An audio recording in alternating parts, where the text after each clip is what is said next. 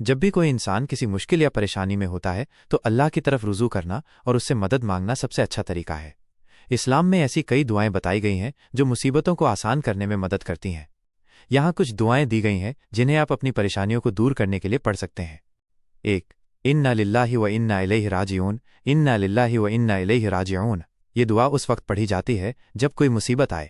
اس کا مطلب ہے بے شک ہم اللہ ہی کے ہیں اور اسی کی طرف لوٹ کر جانے والے ہیں۔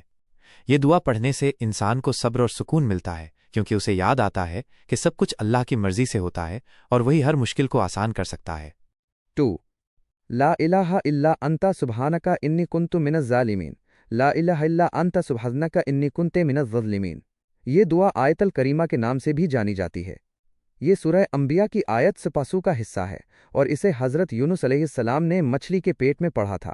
اس کا مطلب ہے تیرے سوا کوئی معبود نہیں، تو پاک ہے، بے شک میں ظالموں میں سے تھا۔ یہ دعا اپنی غلطیوں کا اقرار اور اللہ کی پاکیت کا اظہار ہے، جو مشکلوں سے نکلنے کا ایک بہت پاورفل طریقہ ہے۔ 3 حسبنا اللہ و نعم الوکیل، حسبنا اللہ و نعم الوکیل۔ اس دعا کا مطلب ہے اللہ ہمارے لیے کافی ہے اور وہ سب سے بہترین کام بنانے والا ہے۔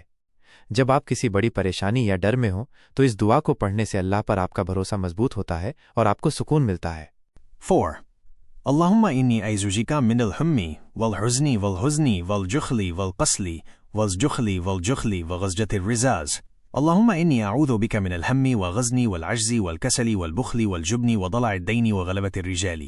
یہ دعا چنتا، دکھ، لاچاری، آلस्य، کنجوسی، بزدلی، قرض کے بوجھ اور لوگوں کے حاوی ہونے سے پناہ مانگنے کے لیے ہے۔ اس کا مطلب ہے اے اللہ، میں تیری پناہ مانگتا ہوں فکر اور غم سے، عاجزی اور سستی سے، کنجوسی اور بزدلی سے، قرض کے بوجھ سے اور لوگوں کے حاوی ہونے سے۔ 5 یا لطیف لم یزل الطف بنا فیما نزل، انکا لطیف لم یزل الطف بنا والمسلمین، یا لطیف لم یزل الطف بنا فیما نزل، انکا لطیف لم تزل الطف بنا والمسلمین۔ اس دعا کا ارتھ ہے اے اللہ جو ہمیشہ مہربان ہے، ان سب معاملوں میں ہم پر اپنی مہربانی کر جو ہم پر نازل ہوئے ہیں۔ بے شک تو ہمیشہ مہربان ہے، ہم پر اور مسلمانوں پر اپنی مہربانی کر۔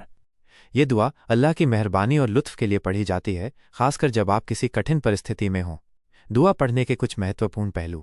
یقین، دعا کرتے وقت اللہ پر پورا یقین رکھیں کہ وہ آپ کی سنے گا اور آپ کی مشکلوں کو آسان کرے گا۔ توبہ، دعا سے پہلے اپنے گناہوں کی توبہ کریں۔ پاکیزگی، وضو کر کے دعا کریں۔ لگن، دعا کو بار بار اور لگن سے پڑھیں۔ نیک عمل، دعا کے ساتھ ساتھ نیک عمل بھی کرتے رہیں اور حلال طریقے سے اپنی کوشش جاری رکھیں۔ ان دعاؤں کے ساتھ اللہ پر بھروسہ رکھیں اور دھیر سے کام لیں۔ انشاءاللہ آپ کی مصیبتیں آسان ہوں گی۔